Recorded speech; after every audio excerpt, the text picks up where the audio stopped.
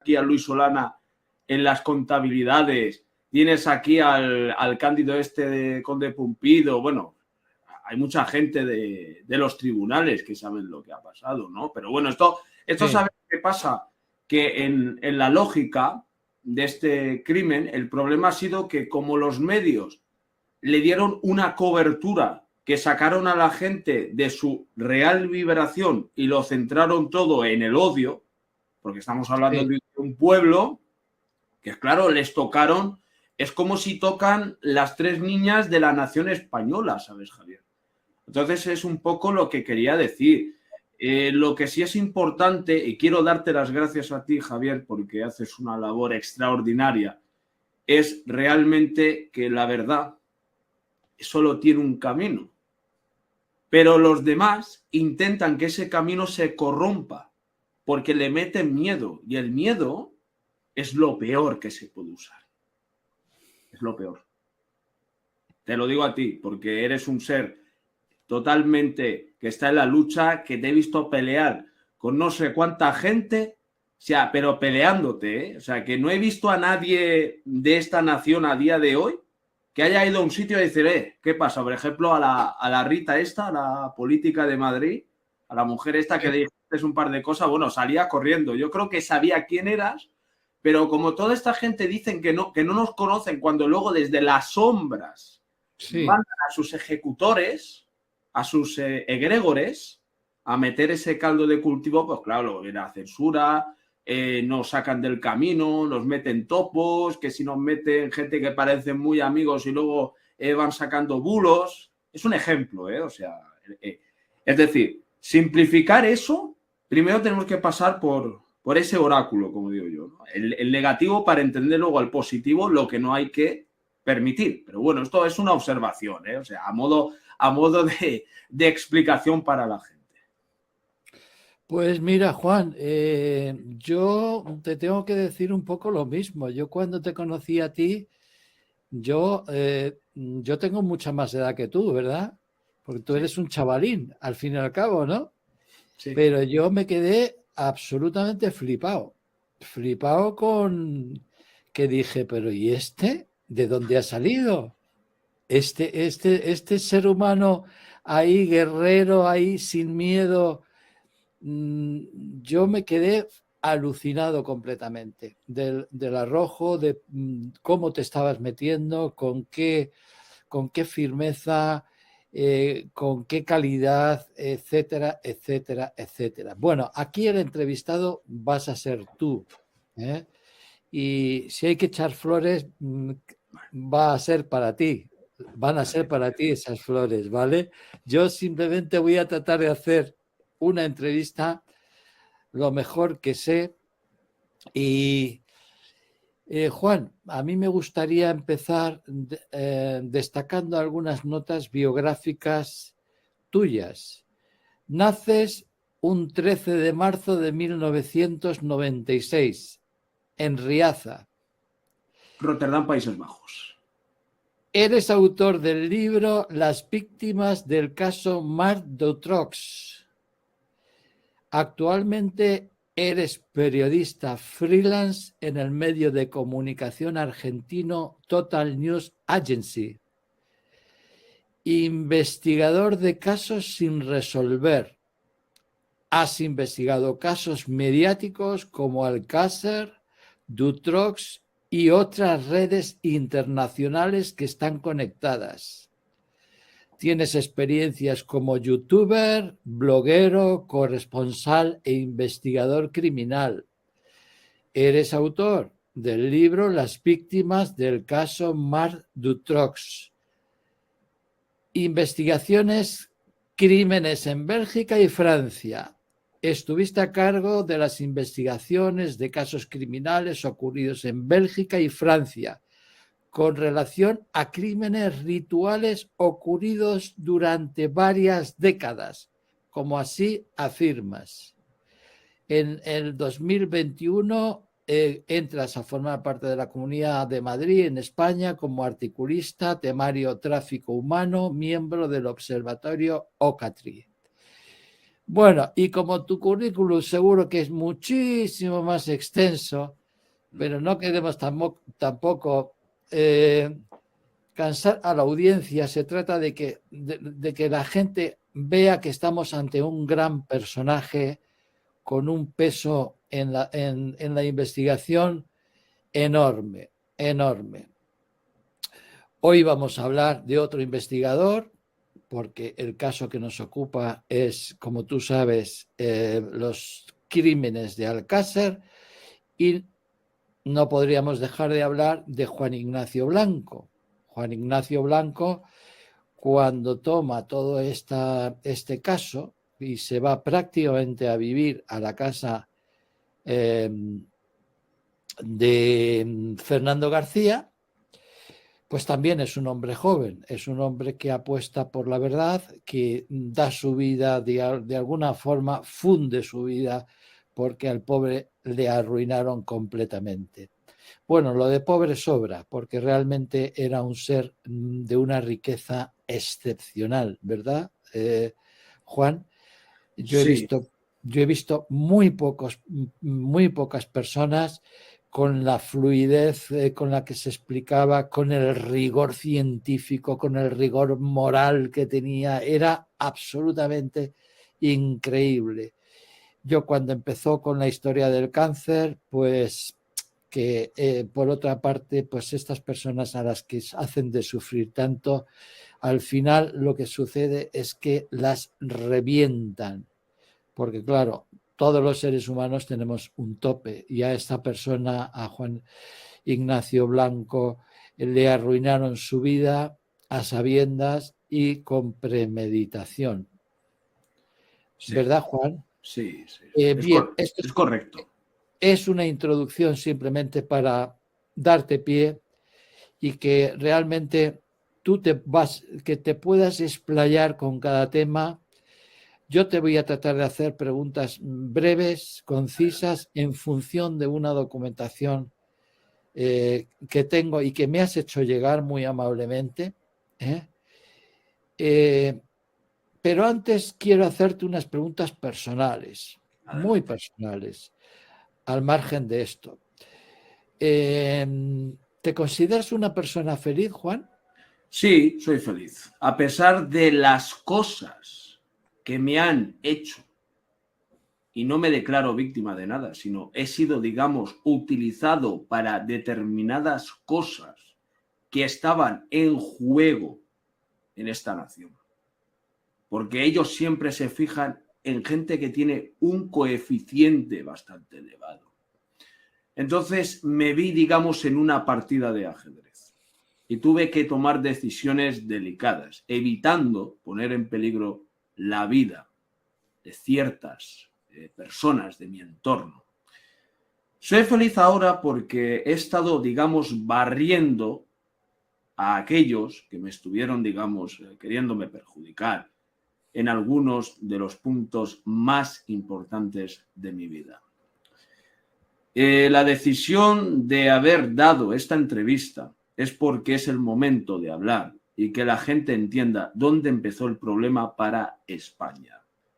Es decir, este crimen no es un crimen normal, no es aquel crimen que nos contaron en televisión, es una aberración inhumana cometida por gente no humana.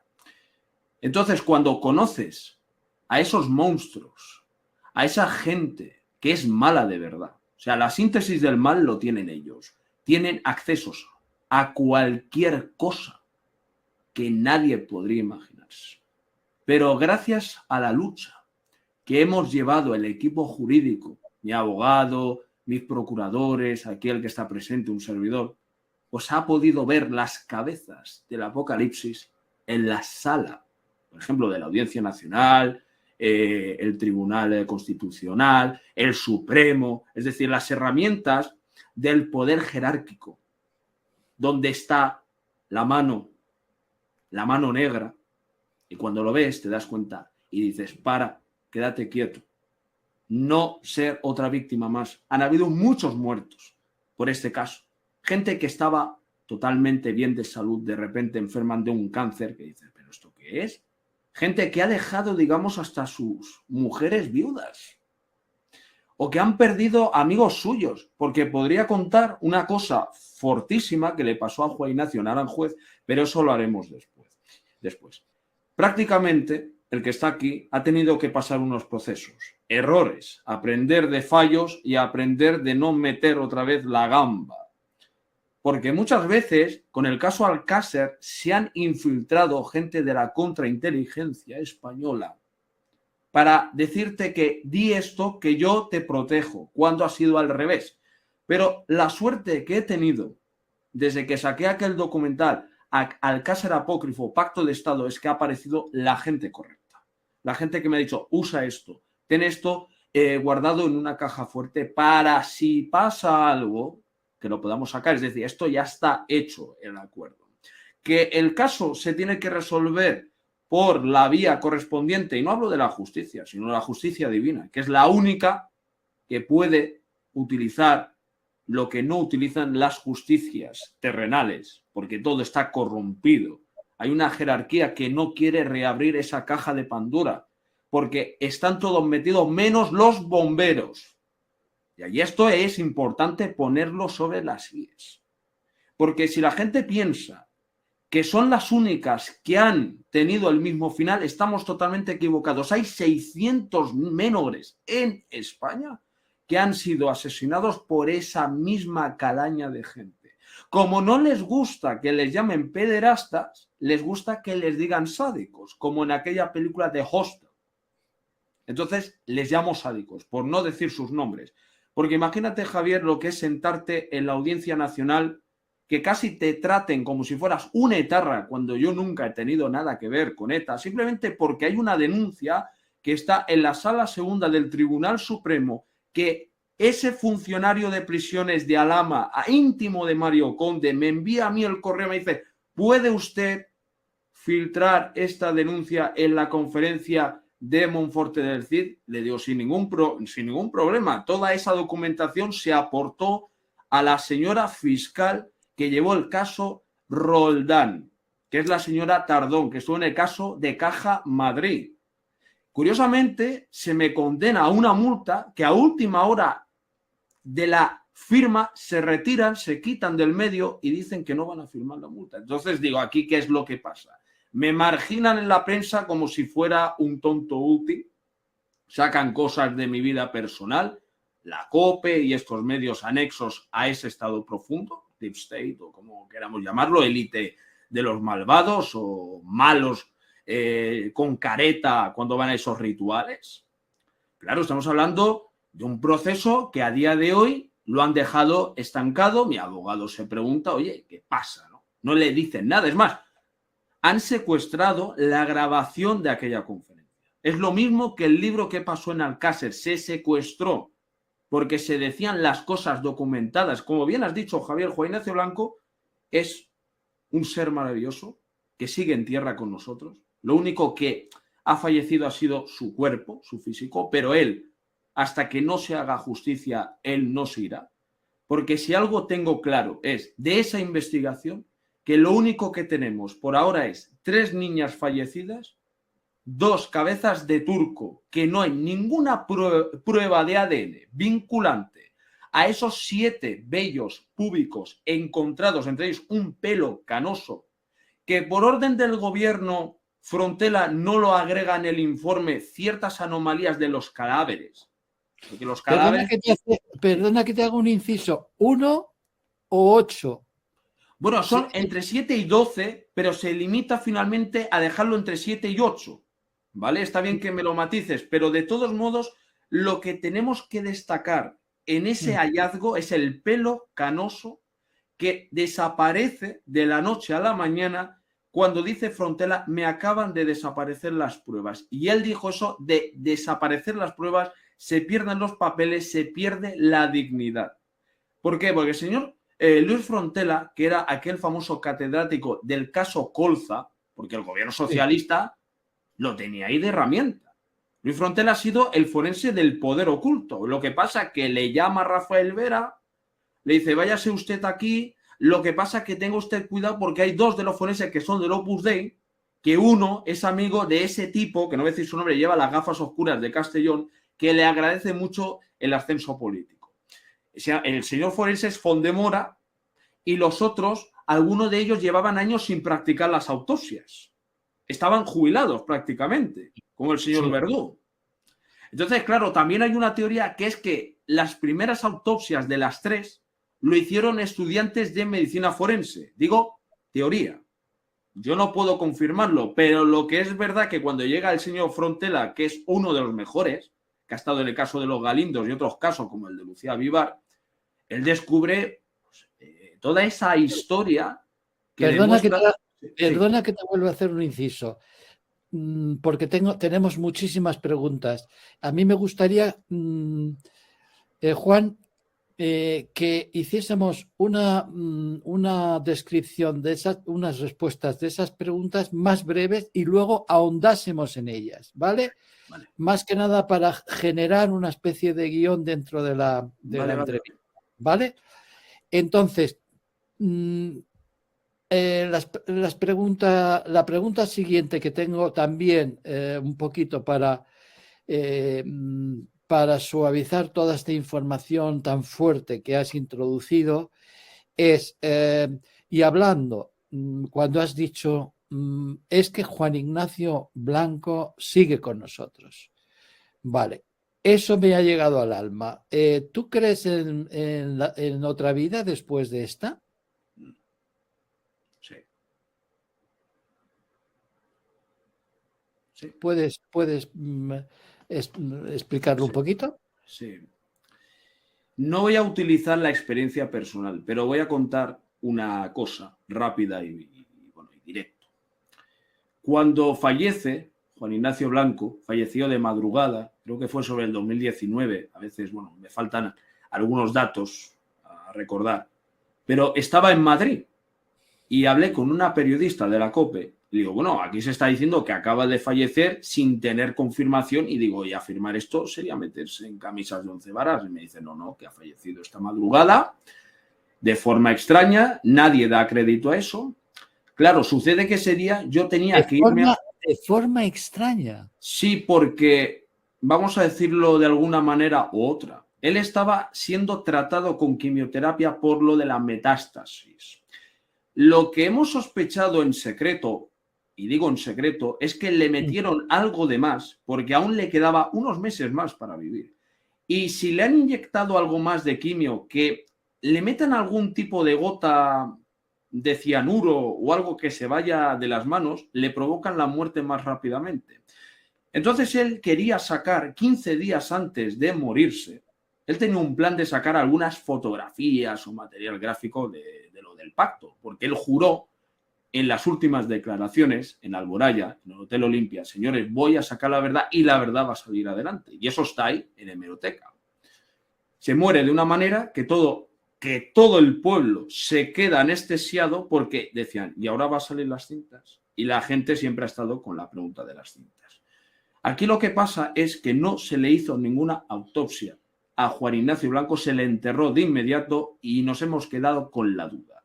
Pero sabiendo las muertes sospechosas como Antonio Herrero, que va muy relacionado con el expediente Royola, no es de extrañar que le hicieran una eliminación, como decimos, escribo y paso a página en limpio.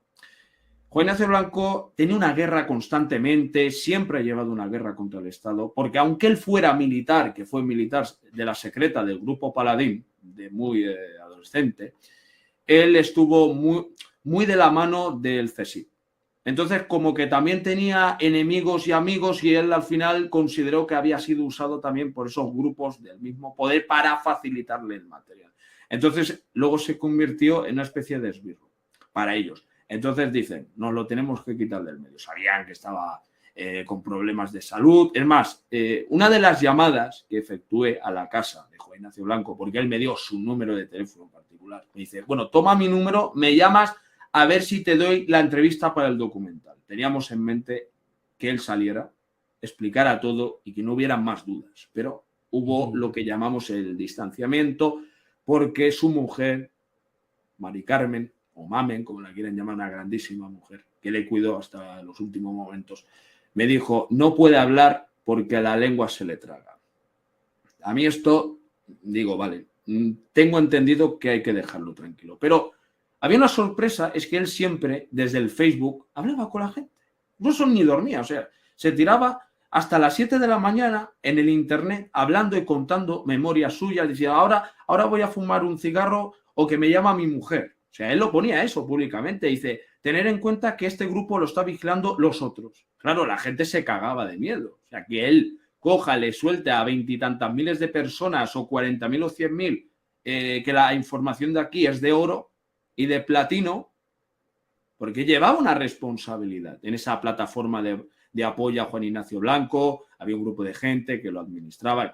Claro, entonces una vez que se muere el Estado, y digo el Estado propio, inicia una campaña, pero de linchamiento, lo ponen de drogadicto, de borracho, todo eso son mentiras, porque ahora han salido un grupo de gente que dicen que todo lo que ha dicho es mentira. No, nada es mentira de lo que ha dicho. El problema es que si estás entre la espada y la pared, el Estado te amenaza, incluso iba con una pistola, iba armado.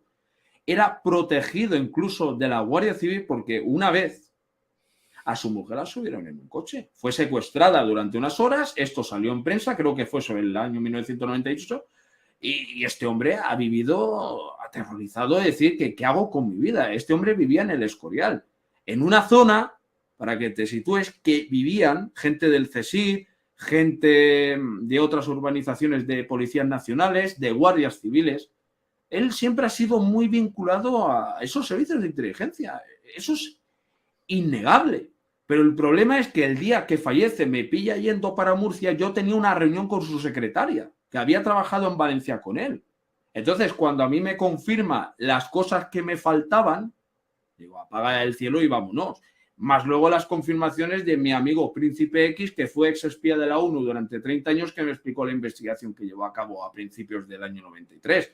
Pero es lo que te digo, Javier, o sea, Juan Ignacio Blanco dio su vida, le faltó confirmar algunas informaciones porque él dependía o del CSIC o de ese banquero de Banesto. Sí, yo desde luego cuando saltó la noticia de su enfermedad, me vino a la mente, ya se lo han fundido, ¿no?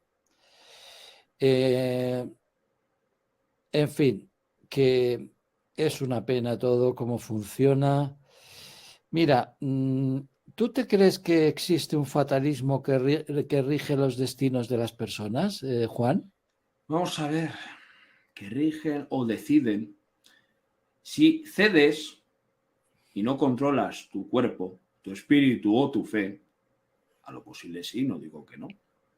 Pero si lo cedes todo a manos de ciertas cosas, posiblemente sí.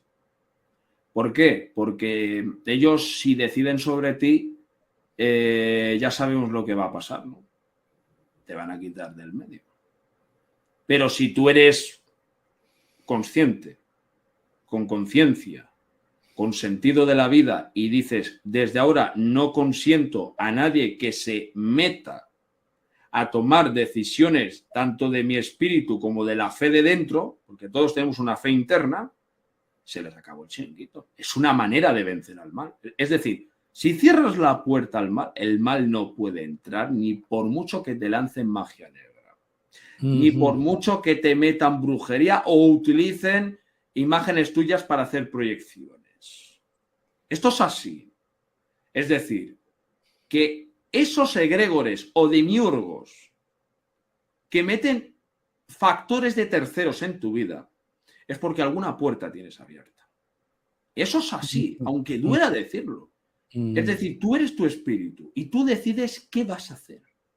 Por ejemplo, tú, Javier, has decidido ir a las manifestaciones, a darlo todo, a jugártela, porque estamos en una guerra híbrida, ¿vale? Y en esa guerra híbrida nosotros, en cada manifestación, vemos cómo más la gente se une. Y tú, por ejemplo, le preguntas, Javier, a la gente, bueno, ¿qué te parece? Esto es una injusticia. Ya estás dándole un enfoque profesional, porque vas de la mano de tu propio corazón y les estás diciendo a la gente que aquí tenemos cámaras para que hablen. No hace falta que usted sea un presidente de gobierno, no. Con que el ciudadano, el ser vivo real natural, te dé un mensaje, ya tienes una información que luego puedes ampliarla. Pero, ¿sabes lo delicado que es desengranar, que le digamos a la gente, busquen en ustedes mismos o vosotros mismos buscar esa verdad? No buscar fuera, porque fuera no lo vamos a encontrar. Ahora mismo nos estamos reencontrando aquellos espíritus de la vieja gloria que hemos estado en aquella guerra contra Babilonia, contra estos satánicos que han dirigido la ópera desde siempre. Digo la ópera porque realmente es una obra de teatro. Es una obra de teatro. Ellos van utilizando diferentes escenarios o se infiltran en los países para jugar a una guerra psicológica de mentes internas. Por eso se llama PSYOPs o Mind War, porque PSYOPs son operaciones psicológicas. Mind War es una guerra de la mente humana, que eso solamente lo hacen militares. Esto es un ejemplo, ¿vale? Para no desviarme. Si tú eres dueño de ti, nadie te puede hacer nada. Eso es lo que puedo responderte a esa pregunta. Lo que pasa es que he explayado un poco más la correlación para que entiendan tus oyentes y los que oigan el programa de los seguidores que tengo, el significado de las cosas. Bueno, mira, vamos a entrar en harina ahora sí. El 13 de noviembre de 1992 desaparecen las 3 niñas de Alcácer, Miriam, Toñi y Desiree. Cuando dicen, se dirigían haciendo autostop a una discoteca de la vecina localidad de Picassent, donde se celebraba una fiesta de instituto. Bien, ¿crees que esto es cierto? No. La historia es diferente, te la voy a dar aquí plasmada, las cosas como sucedieron. Vamos a ver, para que los oyentes entiendan cómo vamos a desmontar esa versión oficial. Primero, las niñas no iban a color. Primero y segundo punto, no tenían dinero. Luego aparecen unas monedas de 500 pesetas. Eso se lo dio una persona. Entonces, ¿qué sucede? Ese 13 de noviembre de 1992, ellas habían quedado para ir a una fiesta. Pero en principio querían a una, que era Miriam, la hija de don Fernando García. Pero como Miriam no iba a caer en los tentáculos de esa gente, se fijaron que tenían 3 amigas más, Esther, Toñi y Desiree. Pero descartaron a la cuarta por las influencias familiares. Entonces se quedaron con Toñi y Desiree. Esa tarde es verdad que Fernando García sí estaba enfermo, porque eso es real. Pero hay 2 datos. Hay una persona, una mujer, que la llamamos Lagancho, que eso Juan Ignacio Blanco lo menciona, y luego hay un cebo. Lagancho es quien le da el dinero a las niñas. Y luego el cebo es quien hace de intermediario. Lagancho, ese 13 de noviembre del año 92, llama a la casa de Miriam, le dice: don Fernando, no se preocupe, que su hija volverá en un rato, cuando la historia es al revés, porque había una planificación de meses atrás para que las niñas, no es que fuera un secuestro, es que se suben en aquellos 2 vehículos. Ese vehículo se va hacia otro lado y el otro se va a otro punto. Y ocurre lo que ocurre. O sea, las escenas colaterales. Hay una serie de planificaciones que sucede. Lagancho también se sube al coche. El cebo no, porque ese cebo era proxoneta de menores que ya había sido condenado anteriormente. Entonces ese se tenía que quedar en tierra. Cuando dicen lo de la casa de Esther, no fueron a la casa de Esther. Eso es mentira. Porque ellas quedaron al final del pueblo. Porque cuando sales de la zona de Alcácer, hay una avenida que tiene el nombre de un papa y está conectado a la avenida Colón. Esta gente lo tenía todo. Los nombres, las simbologías, las fechas, todo. Las niñas se suben en coches que no lo paran los de la DGT, porque son coches diplomáticos. El primer coche se marcha a una urbanización llamada Tancat del Alter, lugar donde la élite valenciana, la élite de ciertas localidades acudían a hacer fiestas anteriormente, y el otro coche donde se sube Lagancho, se sube Toñi de Siré, y los secuestradores se marchan para Arganda del Rey. ¿Quiénes son los secuestradores? Vamos a ver, más bien los que hacen de estar ahí, pues son los del subconjunto de Ichaurundo, contratados por el gobierno, y eso está denunciado.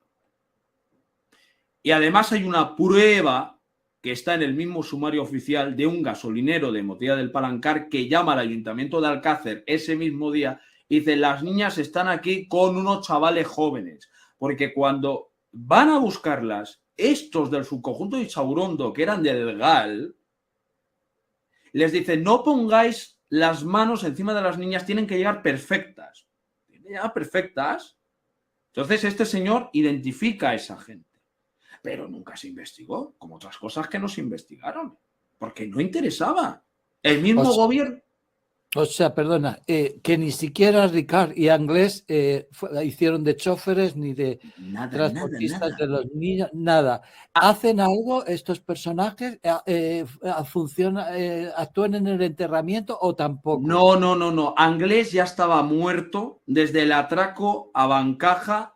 La versión no oficial dice que Ricard, por un tema de celos o de ira, le pega un par de disparos delante del Mauri, entierran el cadáver de Antonio Anglés en la fosa de la Romana y fin del tema. O sea, el primer cadáver que apareció en la Romana era el de Antonio Anglés, y además los apicultores lo ratifican, que era el puño de un hombre. ¿Y dónde quién lo desentierra y a dónde lo llevan? Bueno, eso es que, claro, eso ya es el 27 de enero del 93. Es decir, las niñas estuvieron por lo menos aguantando 40 días. 40 días. 75 días, ¿no? Bueno, 75, pero que estuvieron vivas 40 días. Sin embargo, afirma, me parece que es el forense, que las niñas murieron el mismo día que las secuestraron. Creo que es el forense. Es dudoso que haya dicho eso, porque Frontela habla incluso del doble enterramiento. Lo que te puedo decir es que 2 de las niñas mueren en diciembre, en fechas muy significativas de las Navidades, y Miriam fue la última en morir, que murió el 3 de enero de 1993. No, pues lo ratifico desde la información que yo tengo aquí. Afirma Frontera que las niñas murieron en función de que no tenían livideces cadavéricas, que ahora explicaremos lo que es. Murieron el mismo día que fueron secuestradas. Pues te puedo decir... Eso es una afirmación de Frontera, ¿eh? Pues eso Frontera sabe que no es verdad, porque a una de las niñas le quitaron una piel de su espalda y falta incluso hasta una mano. Y eso no se hace el mismo día. Es decir, claro, quiero ratificar aquí que 2 de las niñas murieron en diciembre, en Nochebuena y en Nochevieja. O sea, la primera muere el día de Nochebuena y la penúltima en Nochevieja, y la última el día 3 de enero de 1993. ¿Por qué? Porque había una de las niñas que era virgen y no se le podría hacer esas cosas que hacen estos ritualistas o estos sádicos, que es el quinto grupo que entra de regalo. Porque las niñas sufrieron desde torturas, aberraciones inhumanas, como por ejemplo, una de las niñas recibió 400 golpes en una de sus espaldas. Es decir, vamos a ver, si quieren decir la versión oficial que un miembro de la Legión, como era Miguel Ricard, que no ponía la mano encima ni a un menor, iba a matar a las niñas de Alcácer, que baje JFK y resucite de su tumba y diga que es mentira. ¿Por qué? Porque vamos a ver una cosa. Miguel Ricard era un pelele. Lo que pasa es que Antonio Anglés era confidente de la Guardia Civil. Entonces es verdad que cuando desaparece Antonio Anglés, la Guardia Civil lo está buscando. Aparte que hay un informe confidencial que habla sobre la dudosa sexualidad de Antonio Anglés. ¿Cómo pueden decir que Antonio Anglés violó, torturó y asesinó a 3 niñas y que luego son ejecutadas a pie de fosa con una pistola cuando tenían incluso introducción de objetos de más de 7 centímetros, entre 7 y 12 centímetros, porque hubo rituales, porque no había sangre. Lo que pasa es que Miriam tenía una extraña cosa, ¿vale? Que esto lo podemos profundizar, que es como si tuviera más sangre de lo normal, como si fuera el quinto de una cerveza. Lo que pasa es que los cuerpos, cuando aparecen esqueletizados y momificados, parece que hayan estado moviéndose durante 40 años, porque estamos hablando de 70 y tantos días y los estados de descomposición de los cuerpos no corresponde a unos cuerpos de haber estado 40 días siendo sometidas a unas torturas y unas abejaciones y filmaciones de cintas de vídeo, porque son trasladadas a diferentes lugares entre Madrid y Segovia. ¿Por qué? Vamos a fijarnos en un detalle, Javier, tú que eres muy analista. Sí. Cuando veo, y esto no lo he podido enviar porque es delicado, el cadáver número 3, la mano izquierda tiene arrancamiento de parte de su piel de la mano y dejan un trozo. Incluso Fernando García lo dice en Cambio 16 en el año 97-98 en una entrevista, que a las niñas las colgaron del techo. Eso no es obra de dos chorizos traficantes de droga, que es lo que hacían. Obviamente, claro. Estamos hablando, vamos a ver, es que la cruz de Caravaca es un mensaje críptico, que eso al final te lo contaré, o cuando me lo preguntes. Pero que estaba en la espalda de una de las niñas. Incrustado entre la tercera y cuarta vértebra lumbar. Y se la habían introducido, me imagino que por abajo, ¿no? Sí, eso fue ese grupo que chantajeaba al otro para proteger a los tigres de Arkan.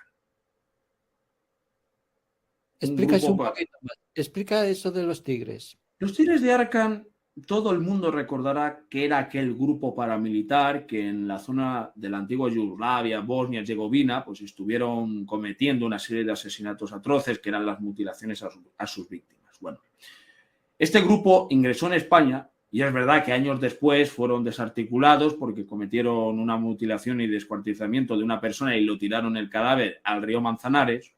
Pues no se le ocurre otra idea al gobierno, o el CSIC, o parte de la herramienta del orden de bloque que tenían en un tablero, porque Alcácer se resume en un tablero, en una pizarra, pues los contratan para limpiar posibles pruebas. Y los tigres de Arkan hacen de intermediarios de esta gente. Entonces, esta gente meten eso como un símbolo de protección, aunque identificamos esos grupos religiosos que intervienen en los rituales. Y los tigres de Arkan lo único que hicieron es quitar las pruebas porque eran especialistas. Estamos hablando de paramilitares mercenarios, que sí que están en el ajo como todos, pero son los menos malos de esta historia. Me explico, es decir, también, pero había que hacer algo a cambio. Es decir, te traemos los 3 cadáveres, tú los limpias, eliminas pruebas, pelos, huellas, porque los cadáveres, como los han tocado en esas fiestas infernales, pues claro, hay que hacer limpieza. Les pagaron e hicieron limpieza. Y todo eso está en el informe Aladino que empleó Juan Ignacio Blanco y don Fernando García, que fue entregado al ministro del Interior, don Jaime Mayor Oreja, miembro del Opus Dei. Mayor Oreja, sí. Sí, Mayor Oreja, que dice que no, que esto es aurora boreal, que no existen esos nombres, que eso, bueno, esos nombres delicados de nombrar porque hubieron muchísimas querellas, multas millonarias. Estamos hablando de gente del estandarte de la élite española. Estamos hablando de gente que ha estado durante años jugando al engaño, son dueños de grupos de comunicación, de telefonías móviles, del mundo del cine. Estamos hablando del Epstein de España. Estamos hablando del caso Epstein, casi parecido, porque España tiene muchos temas que han ocultado porque han puesto falsos culpables. Pero en el tema de Alcácer hay algo muy importante para que los oyentes lo entiendan. A las niñas son llevadas a sitios que tenían representación de la nación española. Que esos personajes que cometieron esas atrocidades, unos eran iniciados por primera vez, pero otros ya pertenecían a esos criptogrupos que son miembros minoritarios de un pequeño grupo de gente que asesinan, torturan y cometen actos de canibalismo sobre los menores en España.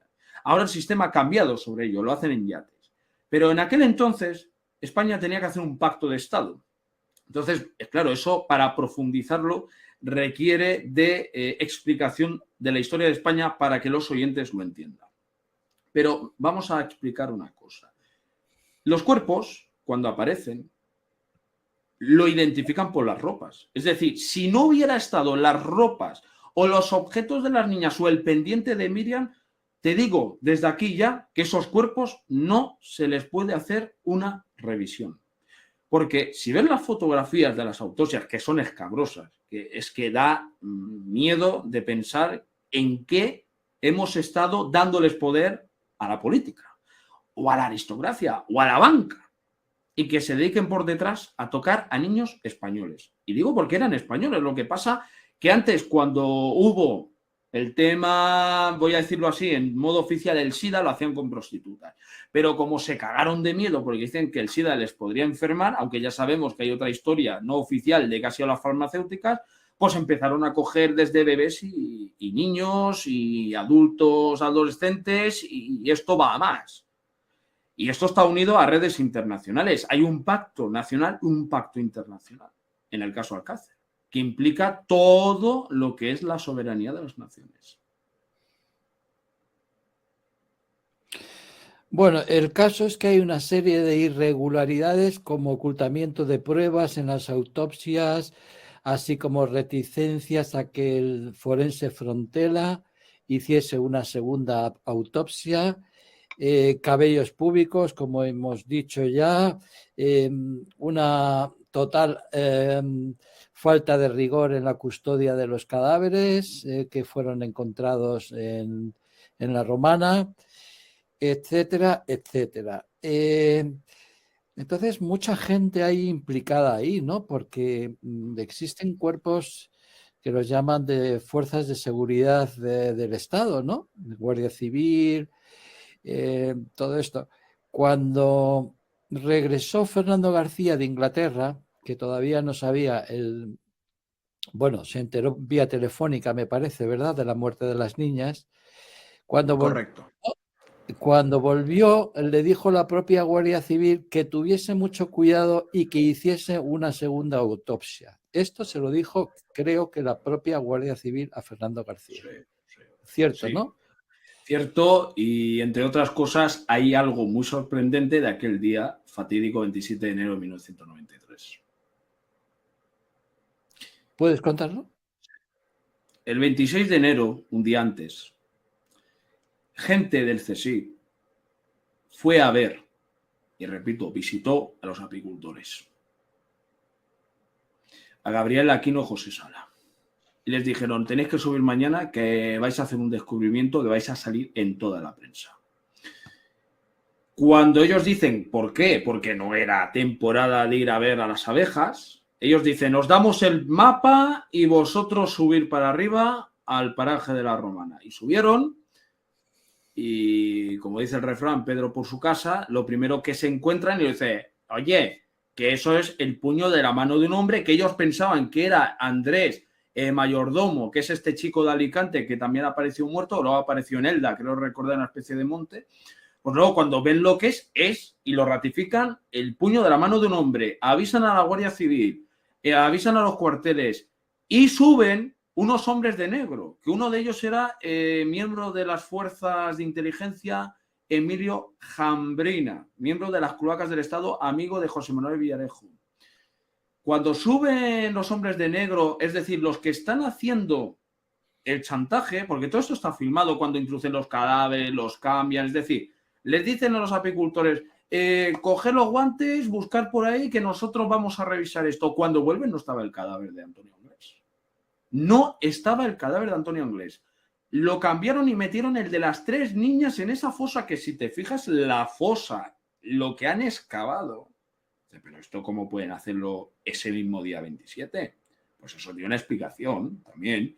Pues claro, luego cuando encuentran esto dicen, hemos encontrado a las niñas de Alcácer. ¿Qué pasa? ¿Quién saca realmente a Fernando García de España? Pues Raymond Nakachan, que era miembro del Ministerio del Interior, era el padre de Melody, de esa niña secuestrada por un grupo de mercenarios franceses para hacer un chantaje al padre, que era el esposo de la cantante Quimera. Y Patricia Murray, miembro de los Opus Dei, que también estuvo ahí haciendo el paripé de que estaba ayudando a don Fernando García. Entonces, las cloacas del Estado sacaron a Fernando para, mientras que él estuviera en Londres, para ir a la BBC con la hermana de Toñi, Luisa, ellos ya preparan el sacar los cadáveres de los frigoríficos de un sitio de Madrid, lo llevan en carretera, porque estos cuerpos se guardan en cajas de ataúdes, llegan a un punto de Valencia, que es la base militar de la OTAN de Bétera, ingresan los cuerpos en unos helicópteros, de madrugada, los cuerpos todavía estaban congelados, van hacia la Romana, porque en un coche, ¿cómo vas a llevar 3 cadáveres congelados, señor mío? Dios, no a ti no te he dicho señor, he dicho señor mío de Dios. Válgame la expresión. Llegan ahí. Sí. Y para eliminar, porque aún las niñas estaban reconocidas, les echan un ácido sulfúrico que lo que hace es eliminar huellas y los restos del cuerpo. Y por eso estaban los cadáveres así. Es que estaban así por eso. La explicación científica que te estoy dando es los cuerpos les echaron unos ácidos. Y lo hizo la gente que estaba en ese helicóptero militar. Y todo eso está registrado en vuelos porque hablé con militares, tuve el acceso, te lo digo en exclusiva, y me dicen, si eso es así, hay unos apuntes de esa época. Pero a ver quién aporta el apunte del 27 de enero de 1993 o madrugada, hemos salido para la zona de la Romana. ¿Qué es más? Si ves los vídeos de cuando sacaron los cuerpos, puedes ver que hay una zona cercana que puedes aparcar con un helicóptero. A mí me parece sorprendente que la gente no haya entrado en razón sobre cómo llevaron los cuerpos. Porque tenían que aparecer para tener una justificación y tener 2 culpables ese mismo día.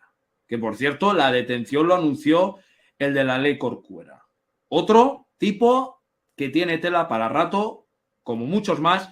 Incluso, te diré más, cuando Felipe González, presidente de gobierno, los convocó en el Palacio de la Moncloa, él ya sabía que las niñas habían aparecido porque el que estaba de director, don Luis Roldán, se le había filtrado la primera aparición de los cadáveres. Es que los cuerpos ya habían aparecido.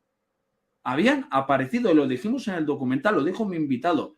Aparecieron a 250 metros de la iglesia de la Veracruz de Segovia, que es el río Eresma, zona acuática. Frontera habló de la zona acuática. Es más, te voy a dar otra información. Y si no me creen, que no es que me tengan que creer a mí, solamente estoy dando la información, que llamen al hermano de Fernando García, a don Manolo García Mediano, y que le pregunten si Juan Lancambe estuvo en Beniparey hace cosa de 2 o 3 años.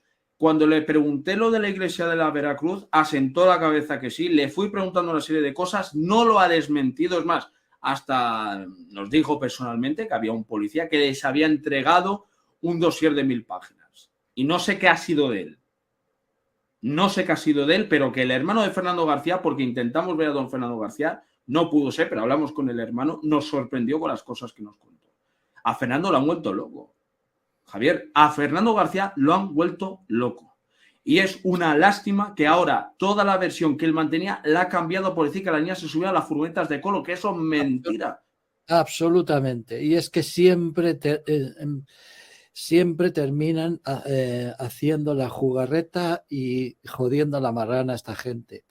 Tienen mucho poder y entonces, pues, esa es la historia. Mira, Juan, antes de meternos en lo que tú has dicho, el pacto de Estado, que ya hablaremos de todos estos personajes políticos que vamos a ver hasta dónde están implicados en todos estos hechos. Algún día se sabrá toda la verdad. A mí me gustaría poner un fragmento del investigador Juan Ignacio Blanco, que luego nos gustaría que tú hicieses algún comentario sobre lo que escuches, ¿vale? Entonces, vamos a por ello. un perro y de otras personas, y entre ellas aparecen pelos de las niñas. Eso se podría considerar una prueba bastante concluyente de que al menos en el coche de Ricard estuvieron las niñas, ¿no? Ese día. Bueno, es que ahí yo tengo una gran discrepancia. No aparecen pelos de las niñas.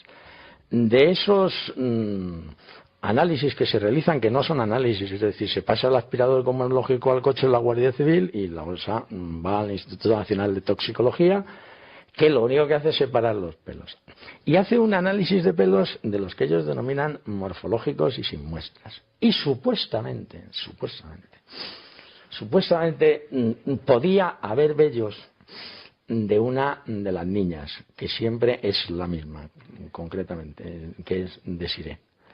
Pero es que, además del Opel Corsa, aquí hay otro coche relacionado, que fue el que compró con posterioridad Antonio Anglés, que es el famoso Seat Ronda, pero que compraron con posterioridad al día 27 de noviembre, que es el día que desaparecen las niñas. En ese Seat Ronda también aparecen vellos que morfológicamente pertenecen a Desiree. Y ese Seat Ronda está comprado un mes y medio después de que supuestamente las niñas hubieran sido asesinadas. Ante esa diatriba, porque aquí el problema está en decir, ¿por qué no se han utilizado determinados elementos? Porque elementos hay muchos. Cuando, si las cosas son como a mí me lo han parecido siempre, cuando uno planta una serie de pruebas falsas en un lugar determinado, pues aparecen muchas. Y exactamente igual que las han visto unos, pues no las han visto otros. La más aberrante de todas, entre comillas, para que vean, porque esa es la única demostración de que Miguel Ricard estuvo en la fosa, es un vello de Miguel Ricard que se encuentra en un guante de colmenero enterrado dentro de la fosa. ¿Qué es lo que ocurre con ese vello? Pues ocurre algo que es muy sencillo. Cuando se está haciendo el levantamiento de cadáveres, su señoría está haciendo una diligencia de inspección ocular y la Guardia Civil está haciendo la suya. Según su señoría, el guante de colmenero no está en su lista de objetos que se han sacado de la fosa. En el de la Guardia Civil, sí. Y evidentemente el guante existe porque está fotografiado. Cuando ese guante se manda al Instituto Nacional de Toxicología, a la Dirección General de Policía Científica para que analicen el y lo desmonten, lo primero que hacen es desmontar el guante de colmenero y dentro del guante se encuentra un vello púbico. No es púbico, perdón, es un vello. Ese vello, que luego se analizó. Bueno, Juan, coméntanos. Es lo que te puedo decir y lo mismo que te va a decir Juan Ignacio Blanco si estuviera en vida. Aunque sigue en vida con nosotros, hay sucesores de él. Perdón. Es que vamos a ver, pelos se pueden poner en todas partes. Primer punto, ¿cómo que las tres niñas se van a subir a un Opel Corsa de mala muerte y se hubiera escapado una? Porque si dicen que Miguel Ricard, Antonio Anglés han tenido a las tres niñas, ¿cómo pueden tener tres en el coche? Tendría que haber un tercero ahí atrás, sujetándolas. Pero es que ni eso. Y aparte el coche estaba en un estado, vamos, para subir a la Romana, si es que ha subido, es un milagro. Igual que hablan de ese Seat Ronda, vamos a ver. 27, ¿qué ha dicho? 27 de noviembre, ¿no? 27 creo que ha dicho. 27 de noviembre, he dicho, sí. Vamos a ver. Pero es que ¿cómo va a comprarlo un 27? Es que eso es imposible. Primero, que Ricard ya estaba, creo que detenido. Creo que ya estaba ya buscado. No, perdona, lo detuvieron después, tenía un lapsus, perdona. El Anglés no pudo tener ni ese coche. Bueno, Anglés ya estaba muerto. Y Ricard lo detuvieron de una manera bastante graciosa, que iba a comprar, trajo una bolsa con naranjas, iba a la casa de Anglés como todos los días a comer a la casa de Neusa y le dicen primero véngase y luego pues le dan una somantapalos. Y ya está. Y como le han dado una somantapalos que lo ratifica en el juicio, acaba firmando los papeles, porque es una confesión a la carta. No estuvo ni presente ni ha cometido ninguna de las aberraciones que se le ha implicado a Miguel Ricard. El juicio es una farsa. ¿Cómo se ha podido celebrar un juicio en una supuesta llamada democracia, sin pruebas, sin que nada confirme la implicación de Miguel Ricard? Lo único que Miguel Ricard ha podido saber es el final de Antonio Anglés. Y otra cosa diré también, Miguel Ricard sí que conocía el famoso clan de Buñol que estaba implicado en el caso Macastre, del año 89. Que si no hubiera salido mal el caso Macastre, no hubiera habido caso Alcácer, porque fue el primer ensayo que hubo delicado de eso. Pero vuelvo a decir que el crimen de Alcácer está preparado con logística militar, con unos ideólogos, exmiembros incluso del SECEL de la época de Carrero Blanco, que dieron las estrategias y las pautas para no dejar rastro. Y tener, como dijo Garganta Profunda, dos robaperas, tipo como Lee Harvey Oswald o Jack Ruby, o tener ahí a los de la Bahía de Cochinos. Porque decir a día de hoy que es una vergüenza nacional mantener que uno que tiene desviaciones raras en el tema sexual y el otro que era padre de una hija que directamente vio a su padre ya casi entre rejas toda la infancia, ¿cómo pueden estar 40 días cometiendo aberraciones y torturas? Es que no. Y aparte desapareció una alfombra azul, no moqueta, alfombra azul que tenía el símbolo de ducados que venía del Palacio de la Zarzuela.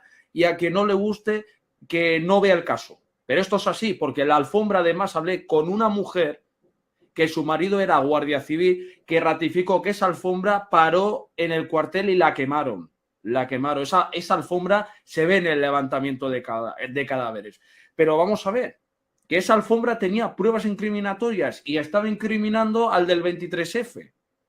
Cuando fui a la Audiencia Nacional, Javier, y se le dijo a su señoría, aquí hay una denuncia que la Sala Segunda del Tribunal Supremo tendría que reabrir, pues no, y no es no, y cállate la boca porque usted está acusado de un delito contra la corona y tuve que estar callado, incluso se pactó ella misma que no declarara cuando luego dice sí, que su abogado pregunta, bueno, mi abogado casi saltó por la sala, ¿no? Casi que dijo, ¿esto qué es? ¿Esto qué democracia es? O sea, ¿qué Estado de Derecho, no? ¿Qué derecho hay? No, es que el ciudadano de turno se come un chorizo. Cuando hay otros chorizos que tienen las manos blancas, los del guante blanco, que son inviolables. Cuando estamos viendo que hay pederastas todos los días en Internet o hay pederastas en otras redes, porque estas niñas, que par descanse, las niñas de Alcácer, son las niñas del pueblo español. Pero es que esto no es el crimen de Alcácer como único antecedente. Estuvo el triple crimen de Hilarión Eslava. Mayo de 1920 y algo. 1928, 1924. Si no puedes buscarlo en hemeroteca, 3 niñas que aparecieron también en una fosa en Madrid. Y nunca se resolvió. O luego tienes el triple crimen de Macastre, que estaban en un centro de menores de Godella y uno de los Anglés estaba en ese mismo centro de menores. Es la única vinculación que hay entre Macastre y Anglés. Y luego, en enero del 89, aparece una pierna descuartizada en la calle Alcácer de Valencia, que es una calle Alcácer de Valencia. Claro, es que esta gente es tan enferma, es tan psicótica, que como consumen drogas 8 horas seguidas, pues muerden.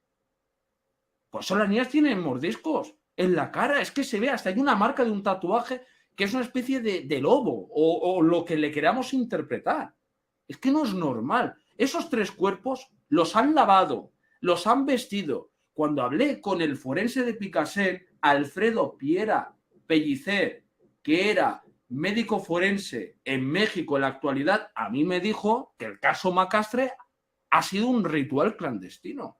Dicho por este médico forense, que se le puede entrevistar y él mismo lo puede decir, que hizo un informe que está puesto en internet, y además de eso, este señor ha participado en el caso Windsor, cuando las torres Windsor se quemaron, porque había documentos del 11M. Pero relativamente, el Consejo General del Poder Judicial lo que ha hecho, porque cuando mandaron el recurso para liberar al señor Miguel Ricard, ¿sabes quién firmó el recurso para que no fuera liberado?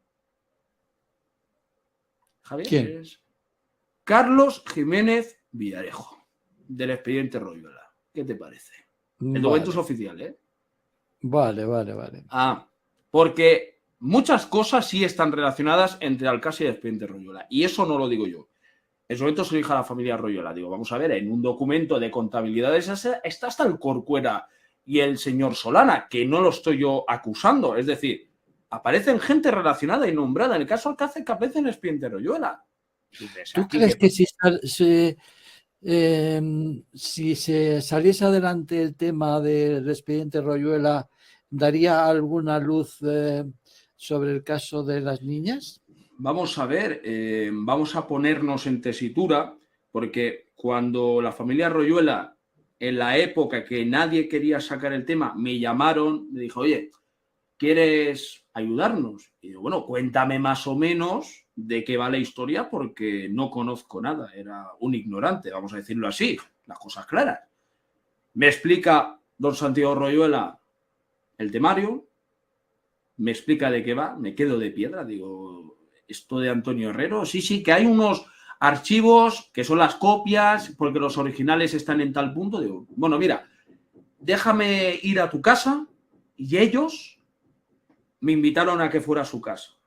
Recién llego, el padre, don Alberto Royuela, me recibe, porque el hijo estaba trabajando en el tema del expediente para sacar más vídeos. Estamos hablando, creo, del 2020, cosas así, Javier. Sí. Fue en la época de los primeros vídeos. A veces me fallan las fechas, era en la época que estaba viajando mucho a Alcácer, zona de Valencia, capital, me iba a ciertos pueblos y luego iba a Barcelona. Bueno, entonces, la familia Royuela me saca los expedientes de varias personas importantes, entre ellos el asesinato de Antonio Herrero. Y digo, bueno, señor don Alberto Royuela y su hijo, don Santiago Royuela, es a mí, digo, me parece a mí que esto es el tema de la continuación del tema Alcácer. Porque no es normal que ciertas personas, porque Antonio Herrero lo mataron, le modificaron las bombonas de submarinismo, porque iba a sacó en su programa de las mañanas de Herrero quiénes eran los asesinos de Alcácer. Es que él lo dijo, son 150 niñas las que han sido asesinadas y que lo ratificó Fernando García y don Juan Ignacio Blanco al día siguiente de ir al Mississippi. Entonces, claro, esta gente se cagó patas abajo, el encargo viene de arriba y la documentación del expediente Royuela confirma que Antonio Herrero se lo cargó el Partido Socialista. ¿Para qué decirlo? No, realmente eso de que Aznar tuviera que ver, tengo mis dudas de que Aznar tuviera que ver, porque vamos a ver, ¿qué interés tendría el Aznar cuando Aznar no tiene nada que ver con Alcácer, que es lo único que le salva a José María Aznar?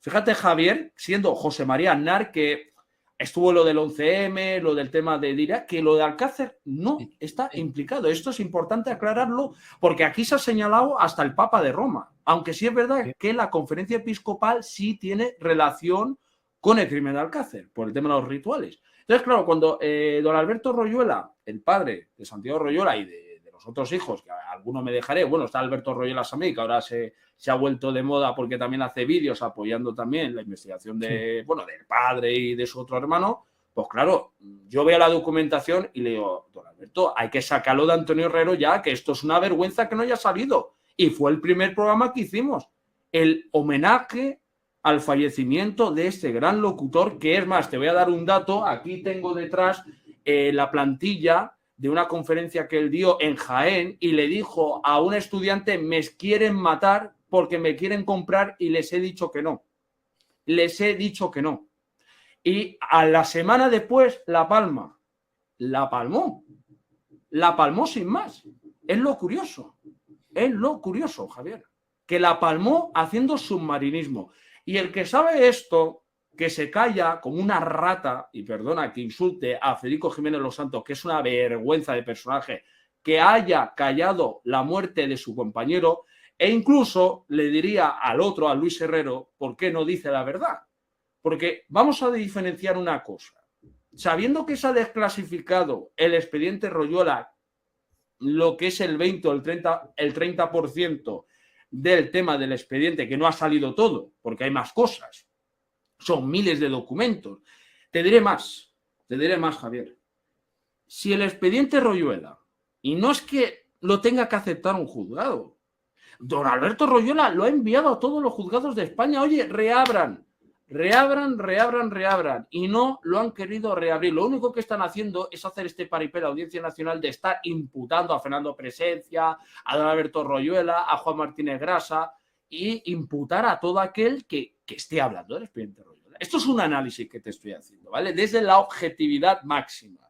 Porque Sí. es verdad que hay ciertos personajes, como Juan Alberto Bellox, que Juan Alberto Bellox, curiosamente, hace el prólogo del caso Dutroux, de uno de los libros que se publicó en el Círculo de Lectores. Digo, ¿qué hace Juan Alberto Bellox haciendo un prólogo de un pederasta que ha trabajado para la nobleza negra cuando vemos que Juan Alberto Bellox está nombrado en el expediente Royuela, Javier? Esto no se entiende sin tener la perfilación de este tipo de mentes. ¿Por qué? Porque en criminología, Javier, y esto te va a gustar, toda esta gente, Bellox, Robles, el abuelito de Mena, jubilado por presiones, porque se cagó los pantalones, pues son psicópatas. Son unos psicópatas de manual. Y además lo vemos en los escritos. Vamos a ver. Cuando dicen eso, es que esto no es verdad. No. Aquí todo es verdad, porque la mafia se comunicaba en papel y lo pasaban a limpio después. La Gladio lo hacía. Y hablo de la Operación Gladio como también las ejecuciones de las mafias italianas. O las mafias, por ejemplo, tienes el caso de la Anagrandeta. O el sindicato del pulpo, Octopus Syndicate. Todo va por escrito. No nos pueden decir que eso es mentira. Vamos a ver. Si eso es mentira, como ellos dicen, ¿por qué no peritan los papeles? ¿Por qué no peritan los papeles? Si encima aquí no les importa un pimiento el honor de las víctimas. ¿Dónde está el honor de las víctimas? Como decía Juan Ignacio Blanco, repito la frase, ¿dónde está el honor de las víctimas? Encima, si vas a denunciar a una comisaría, te pagan 250.000 euros para que no busques a tu hijo. ¿Pero qué está pasando en este país? ¿Qué está pasando? Porque el otro día mi ayudante me llamó y me dice, Juan, no están buscando a los niños. Y muchos aparecen, ya no hay fosas comunes. O sea, los niños aparecen, otra cosa es que luego los metan a hornos crematorios, por eso no hay cadáveres, por eso no aparece Marta del Castillo, por eso huele a cloaca de Estado, por eso el señor Villarejo le quieren meter 100 años de cárcel. Bueno, que Villarejo ha sido el sicario de las élites. Ha sido un sicario. Lo que le hizo a Corocillán, ¿cómo lo llamamos eso? Perdona que me haya puesto así, pero es que esto llega un momento que uno se irrita. Porque es que hemos perdido mucha gente en el camino, es que ya está bien de que haya muertos. Vamos a ganar esta batalla, vamos a hacer justicia, los niños no se tocan. Que seamos todos bienvenidos en esta nación, que primero arreglemos los problemas de aquí, que luego miramos lo de fuera. Es verdad que hay que ayudar también a esa gente que está sufriendo el acoso de la corrupción, sea de Estados Unidos, sea de Inglaterra, sea de Alemania, porque todos somos seres soberanos. No podemos permitir que nos pongan en un sistema de odio. Dice, es que tú, como eres de este país, ya no puedes hacer nada. Esto no, hombre, esto no. Bueno, esto es lo que quería decir un poco para explayar el sentido común y todo con Fernando Presencia y hasta el final y como si hay que ir a la guerra. O sea, así de claro. Eres un guerrero, Juan. Bueno, vamos a adelantar esta próxima pregunta. Te pido perdón, Javier, si me he explayado porque te voy a decir una cosa. No, me encanta, me encanta. Sé que tú amas todas las causas contra las injusticias. Tenemos que acabar también con la corrupción de los centros de menores. Te daré una buena noticia. Posiblemente en mayo pase algo grande en Baleares porque hay algo importante. Pero vuelvo a decirte, a veces dentro de ese sistema se tiene que infiltrar abogados, gente empresaria para derrocar a esa facción totalmente corrupta. Jode decirlo, lo del sistema, pero tenemos que utilizar la mente. ¿Cómo hace el enemigo? Coge un vaso, lo llena de veneno, te quita del medio. Nosotros llenamos la sabiduría, llenamos la gente en amor. Ahí está la derrota.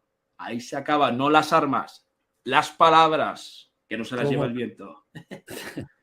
Como te decía, imposible interrumpirte porque cada palabra que sueltas pues es de un interés enorme, enorme, y aparte de que yo creo que estamos a tiempo, siempre estamos a tiempo para atajar este tipo de cosas y para saber lo que ocurrió con esas criaturas.